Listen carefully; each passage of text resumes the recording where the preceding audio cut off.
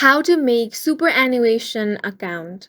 Hi guys, welcome to our channel. Let's begin. In this video, I will guide you on how you can make a superannuation account. For this, go ahead and open up any web browser and search for australiansuper.com. Once you are on this web page, you want to click on the join option if you want to create a new account. Then select super from this list. Now, in order to start, you want to enter your email address. Check the box and then click on the Get Started option. Next, you want to enter your personal details such as your first name, last name, date of birth, gender. Now click on Continue. Now, you want to enter your address. Go ahead and enter your address including your suburb, state, postcode. Then click on the Continue option. Now, you will have to enter your mobile number. After entering that detail, scroll down and then click on the Continue option.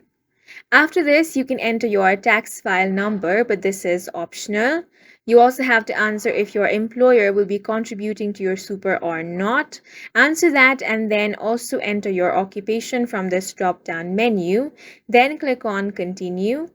Now check the box that says you have understood the product disclosure and click on Continue. Now you will have to answer some more questions such as if you would like to nominate a beneficiary. Simply answer all of those questions and click on the Continue.